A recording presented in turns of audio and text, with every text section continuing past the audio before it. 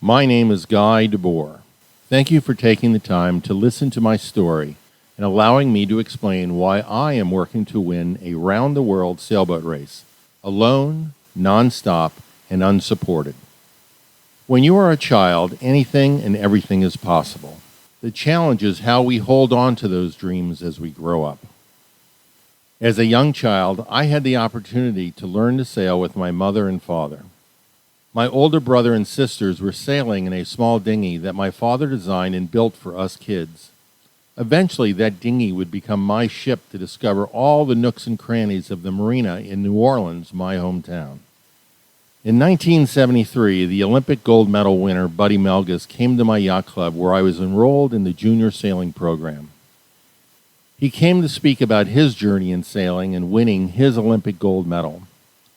That speech gave me a purpose and direction in my early sailing years towards developing goals, setting my sights on winning an Olympic medal myself. Later that year, I acquired an old and outdated Olympic-class design called a fin. This boat was a 15-foot single-handed design that requires strength and skill to sail competitively. Initially, I trained mostly on my own, but another New Orleans sailor had dreams of an Olympic medal in the fin class, and his name was John Dane, Jr. John was several years older and much more accomplished as a sailor, but he would allow me to sail beside him from time to time, and I would observe his technique and observe how he sailed his fin. My very first regatta was the Fin North American Championships held at the famous Southern Yacht Club right in my own backyard in New Orleans. I have to say what a humbling experience that proved to be. Lining up against the best sailors of the United States and even a young Australian named John Bertram, who would go on to win the America's Cup in 1983, and thereby ending the longest winning streak in sports. Boy, was I overmatched, but months would pass as I continued to train in the fin, working on my strength and techniques needed to propel the boat around the course. At that time, I just needed to be competitive so that I could prove to myself that I belonged in this elite group of sailors. The next regatta was the U.S. Regional Pre-Olympic Regatta. Needless to say, my name did not make it to the top of the leaderboard, but my hard work did begin to show results. I felt rightly or wrongly that I did have the talents to sail the fin against some of the best sailors in the U.S. However, my equipment was still lacking, and my strength was not yet that of a full-grown male athlete. Remember, I was still just 16, but this sailing competition captured my heart and would prove to be singularly the biggest part of my adult life. Shortly thereafter, I moved to Key West, where I continued to race boats in Key West and in Miami. Sailing and racing whenever possible, my dreams of sailing with the world's best never left me.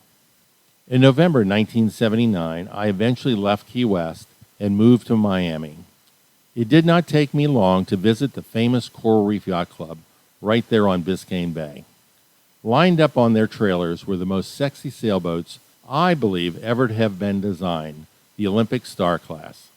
This sleek and powerful boat has been at the pinnacle of sailboat racing since the 1920s. As I walked down this row of stars, all were covered but one. As I stepped up on the trailer's fender to get a better look at her, a voice called out from inside the cockpit, and Frank Zagarino, the owner and skipper, looked at me with a gaze showing immediate interest. Little did I know at the time that Frank was one of the leading American skippers in the Star Class and a past winner of the famous Bacardi Cup that is sailed every March right there on Biscayne Bay. At the time, I did not understand why Frank was so excited to meet me, a complete stranger, and yet someone he identified as a young sailor with a keen interest in racing. Frank was excited because I was an athletic 23-year-old who was 6'6" and 220 pounds. I did not understand that not only to win did it take a great and talented skipper to win, but just as importantly, it took a strong crew to succeed in the Star Class. Right then and there, Frank offered me the opportunity to train and race in the upcoming season with him with the ultimate goal of winning the Bacardi Cup. That season was such a learning experience. I learned that in sailing without the best equipment, you do not have a chance to succeed. Secondly, training and preparation are foremost in attaining your goals, and our goal was to win the Bacardi Cup. With this mindset, Frank and I worked hard in preparing the Star and our crew work. As the season approached, more and more national and international star sailors came to Coral Reef Yacht Club to train for the winter season. I met many Olympic and world champion sailors whom I've read about ever since I was a child and discovered my dreams and aspirations were actually coming true. The season build-up to the Bacardi Cup is competing in about 5 regattas starting in October and ending in March, sailing for the Bacardi Cup itself. The first regatta we sailed, we actually won. When thinking back to that time, I can only imagine how lucky I was to have stepped aboard Frank Zagarino's boat. The second, third, and fourth regattas, Frank and I won as well. Frank was just beaming, and he had been waiting for over 10 years for a crew member like myself so he could return to the podium and win star regattas against the best sailors in the world. For myself, I was a sponge, learning not only from Frank, but also watching and learning from these incredible sailors from around the world. Finally, it was time to compete in the Bacardi Cup. This event is 5 days of racing with only one race a day. Frank and I won the first race, and then led the fleet on every day. On the very last day, Paul Kayard from San Francisco was in second place. Frank and I had a clean start and led the fleet around the 6-legged course. But on the final leg, Paul is in second and gaining on us. We cover him, protecting our lead, but somehow Paul discovers a speed gear that we do not have, and right before the finish, he passes us to win what will be the first of his 6 Bacardi Cup wins. Paul and his crew deserved the win, but that did not take away the bitter disappointment of our defeat and my everlasting desire to win. My season with Frank Zagarino elevated my sights and goals in the world of competitive sailing. I would go on to sailing in several Olympic campaigns in both the Star and the Fin class. I would eventually start a nationally distributed sailing newspaper and my own yacht brokerage company. I was a marine professional through the 1990s till about 2007. My career in sailing included being paid to race on large racing yachts here in the United States and internationally as well. Looking back on my early years, it is hard to imagine I had accomplished so many of my dreams. Upon my return to Key West and the Florida Keys in 2005, I drifted off into other sailing directions. After so many years of yacht racing, I sought out other adventures and challenges. I built a custom power catamaran and an adventure trimaran as well. I enjoyed cruising in the Florida Keys and eventually discovered adventure racing, such as sailing in the Everglades Challenge, which is a 300-mile race sailed in small boats from Tampa to Key Largo. Since 2011, I've competed in 4 of these Everglades Challenges. Let me describe what adventure sailing is all about. It's completely different from sailing either small Olympic boats or the larger racing boats that require large crews to manage the boat around the racecourse. Adventure sailing teaches you skills to survive. They are just as important, if not more important, than sailing fast to win. With this phase of my sailing career, it naturally progressed for me to set my sights on an even larger goal, like racing around the world solo, non-stop, unassisted. Now let me introduce you to the Golden Globe Race. What best to describe the Golden Globe Race is a book commemorating the first race that was held in 1968 and was sponsored by the Sunday Times in London. The book is by Peter Nichols, and it is titled A Voyage for Madmen, and should give you some idea about the challenges that I will be facing myself.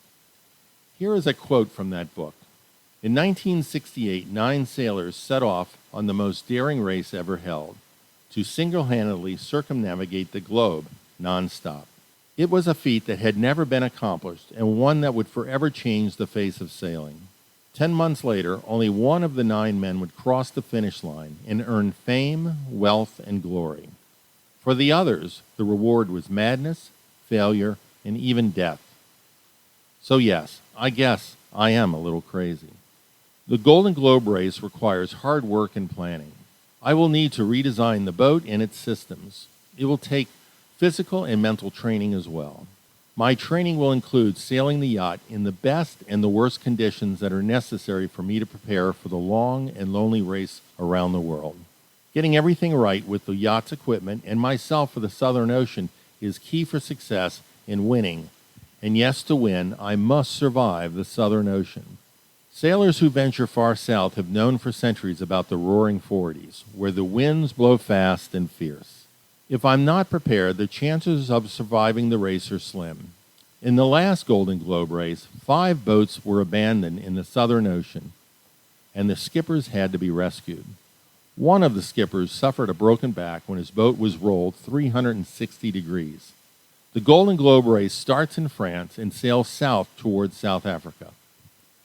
All yachts must round all the capes in the world, the Cape of Good Hope, Cape Lewin, and the notorious Cape Horn, before sailing north once again to the finish in France. Imagine, if you can, living aboard a 36 boat in these conditions. My living space is only about 10 feet by 12. Everything is wet and cold in the Southern Ocean. With minimal contact and very limited information on weather, I must sail and navigate in the worst conditions imaginable. I'll be facing seas 20 to 30 foot, finding winds of 30, 40, even 50 to 60 knots of wind in storms is not uncommon. I'll be greeted with rain, sleet, and snow, making getting my celestial sightings very difficult, if not impossible, for days on end. While I'm sailing, I'll be setting and trimming sails to meet the current conditions. Somewhere in there, I'll need to sleep. In the Golden Globe race, sleep is a luxury where one catches a few minutes here or there as the conditions allow, and this is for 30,000 miles or about 5 months. In the Atlantic or around any of the continents, I'll be watching out for shipping and fishing vessels, for they pose a great danger of collision. So you see that sleep is truly a luxury and caught only when possible. The question has to be asked, why? Why would I want to sail the Golden Globe race? As you have seen, I've always been driven with goals in life and in sailing. I feel I am ready for this challenge, and America is ready for one of its own to capture this last remaining first in sailing. Today, with modern technology, you will be able to follow my progress in the entire fleet as we travel from one ocean to the next. You will be able to see my position of my boat and the weather I'm experiencing in real time. Weekly, you will be able to listen to a recording with details of my race, my strategy, weather, and my overall mental state as I race around the world. In the annals of sports records, thousands have climbed Mount Everest. Hundreds have traveled in space. But less than 100 sailors have raced around the world, solo, nonstop, and unsupported. Only 5 Americans have ever competed in a race like this, ever. And no American has ever won. I'm here asking you to support my efforts in winning the 2022 Golden Globe race. You can be part of this historic mission for America, for this one last sailing record. Please help me be the first American to win the last remaining first in sailing. I hope my story inspires you. Thank you again for listening to my story.